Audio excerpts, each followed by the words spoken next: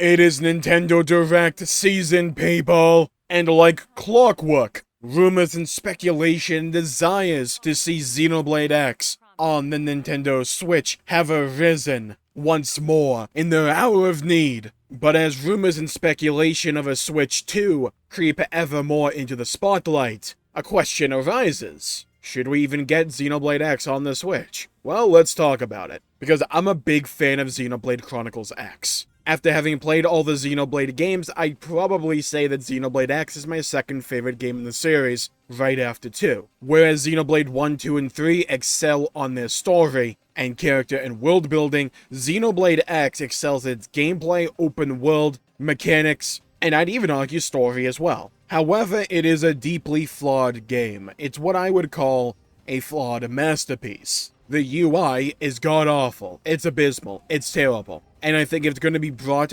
onto modern consoles, whether it's the Switch 2 or the Switch itself, a UI overhaul is absolutely required, because that will be a put-off for a lot of people. It is worse than you even think. But let's go over some of the difficulties that could be had with going from the Wii U to a Switch or a Switch 2. The main one is the Wii U Gamepad. For those who didn't have a Wii U, pretty much everyone outside of me and 7 people, the Wii U had this accessory alongside it. It was a gamepad, essentially a tablet device that had your mini-map on it. And Xenoblade X was different from a lot of the other Xenoblade games because that map had functionality. You put down various markers or survey nodes that passively generated resources for you that you could augment and swap with higher level of nodes. You also had some rudimentary options on the gamepad, so it had quite a bit of functionality that you utilized on a near constant basis for Xenoblade X. Porting that over to the Switch or the Switch 2,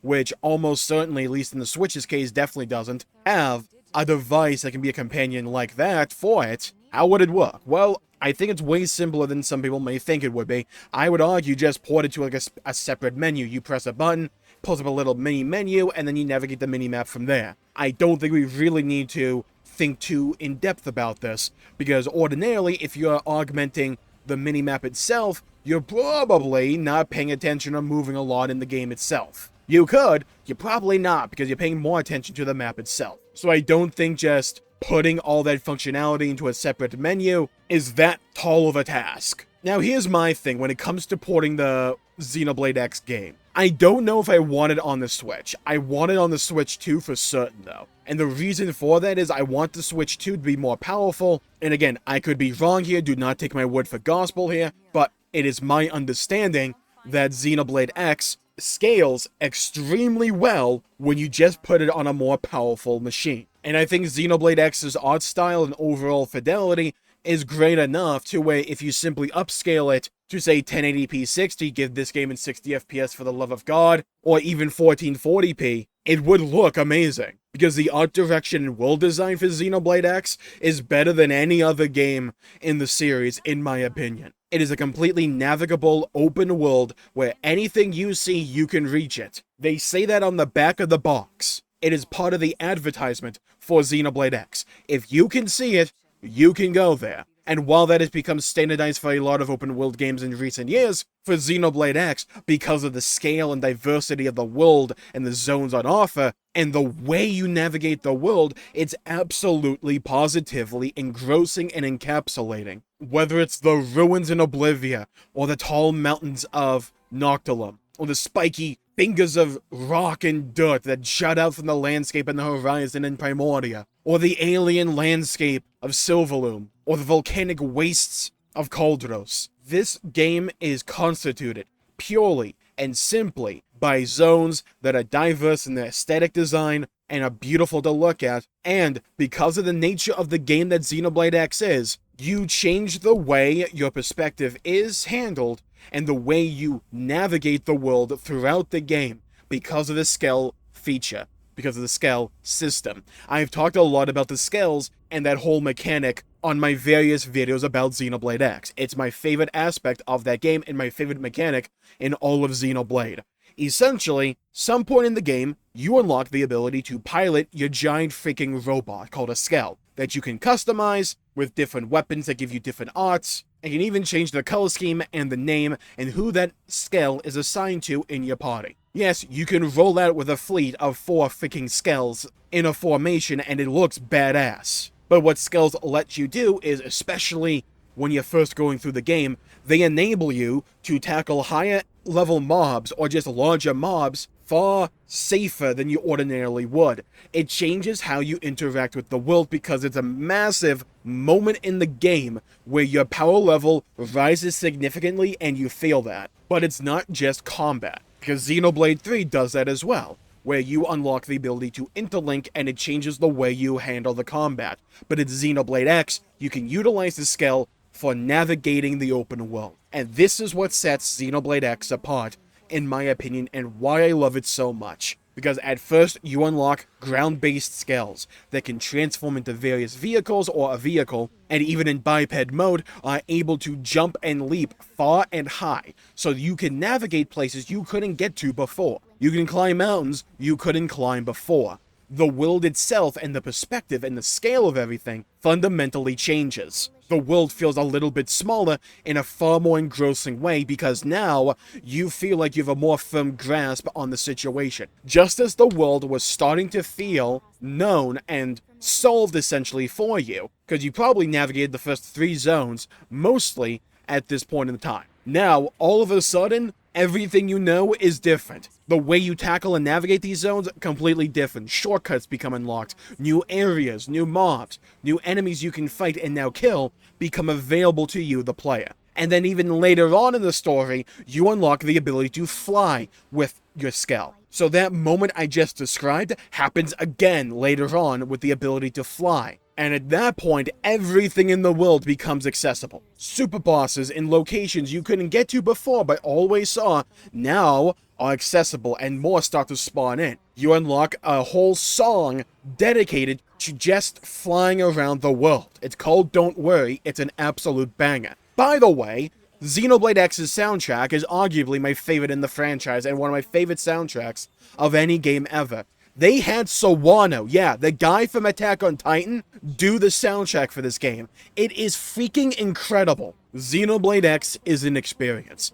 And I've always said, for as much as Xenoblade 1, 2, and 3 excel and focus on the story and the character design and characterization of their, those games, Xenoblade X does just as good of a job in terms of its gameplay, mechanical loop, and open world navigation and the world itself. Mirror is something to behold. Xenoblade X is still my favorite open world game of all time, and I don't think it's necessarily close. Yes, I prefer it over Breath and Tears of the Kingdom. The skill mechanic is that good. The side content in Xenoblade X is that good. Xenoblade X has easily my favorite side content of any Xenoblade game. It's diverse, some of the side quests are actually kind of funny, the heart-to-heart system is pretty interesting, the characters are mostly lovable, and the stories that take place in these side quests are kind of interesting, and reveal more about the world and various characters. Sure, there's a lot of fluff and filler, but the gems in that rough shine so brightly. For me, no matter what, I want to see a modern port of Xenoblade X. I want to see it on the Switch, and I want to see it on the Switch 2. I especially want to see it on the Switch 2, because I believe that Xenoblade X, if marketed correctly, would be well received. But, like I said, it is a flawed masterpiece. It has issues, a lot of them. Some that need to be remedied if they're going to bring the game back. The UI being the major perpetrator here. So what I would like to see is Xenoblade Chronicles X Definitive Edition. I want to see a UI overhaul. I want adjusted spawn rates for various things, because holy mother of God, some of the drop rates in this game are abysmal. Like, shockingly bad. Like, you have to target a specific spot on an enemy, break that part, and it's still like a 1% chance. And then the quest will be like, gather 3 or 30 of these things. They need to adjust that incredibly quickly. You can kind of cheese it later on by stacking up a bunch of item drop rate percentage bonuses on your gear, but that's not till really the end game, and you need to upgrade an entire industry in order to unlock that gear. So just like fix it across the board, it'll be way more well received if they do that. If they want to add story to it, sure, go ahead. I like the story for Xenoblade X. I think they can maybe do a little bit with the beginning to better pace it out and include more story and characterization in the first half of the game. The second half is really good in my opinion. Yeah, the ending's a massive cliffhanger. I want to see a Xenoblade X 2. I don't think you can remedy it in a DLC or just a few new quests. I think it needs a Xenoblade X 2. But I think porting Xenoblade X to the Switch and the Switch 2 can do multiple things here. One, it tests the gauge to see how people respond to various mechanics from Xenoblade X. For Xenoblade 3 and Future Redeemed, a lot of those mechanics were inspired from Xenoblade X. I can just tell from playing it, like straight up. And they, for Xenoblade 3 and Future Redeemed, took on inspiration from different mechanics for those games. And I want to see how people would react to Xenoblade X just as is. It would also gauge interest in the story, so maybe we could actually get a Xenoblade X 2. I would love that personally. Also, I think it would be a good representation, or at least a good showcase for what the Switch 2 is capable of doing. Xenoblade X, yes, is the Wii U game. You would have to remind some people that it's a Wii U game. Xenoblade X is freaking gorgeous. And if you up the resolution and the textures here and there, maybe better the lighting just a little bit, and make it 60 FPS or even 120 or 144 if you can do that, whoo, we're cooking. Yeah, we're cooking. And we're not even cooking with wood. We're cooking with gasoline. We're cooking with oil. Yeah, we're throwing together an entire feast, and I swear to Jesus Christ, if they add another Tatsu food joke, I'm gonna go insane. Yeah, that's another thing. I wouldn't mind if they changed the writing here and there, because there's a no pun called Tatsu.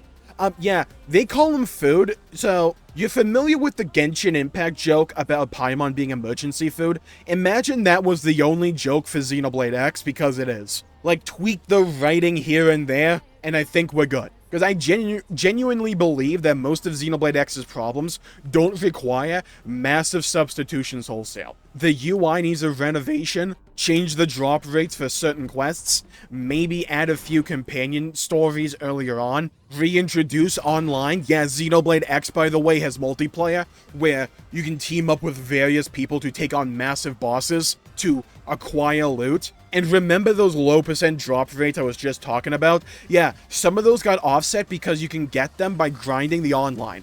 It was so freaking cool.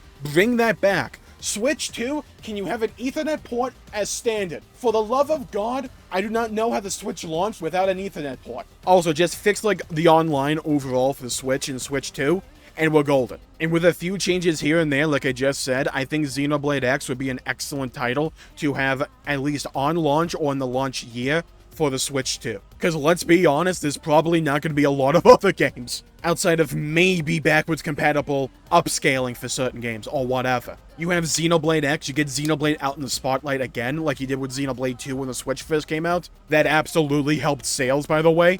Just go and look at the numbers. Because I remember being back then when one of the reasons I got Xenoblade 2 to begin with was because there was nothing else out for the Switch, and I wanted something to play. So I'm like, you know what, Xenoblade 2 looks pretty good, I'll play it. And I fell in love with it, because Xenoblade is an incredible series, and it needs more recognition and love. Putting Xenoblade X, a phenomenal game, one of my favorite games of all time, with a few tweaks and a bit of love here and there, and you drop that in the launch year for the Switch 2, with better graphics to showcase what it can do. You have that Sawano soundtrack bumping in the background. You advertise the open world, the mechs, Elma, and Elma's story, and the world itself, and the visuals and the locations. Seriously, go look up some of the locations from Xenoblade X if I haven't already been showing them as B-roll here. They're gorgeous. And if this port, or if this remake ever happens, please go give it a look. Xenoblade X deserves far more than to die in squalor on the Wii U. It does not deserve to be forgotten. And I hope Nintendo realizes this. So I'm gonna call the video there for the day. Thank you all for tuning in.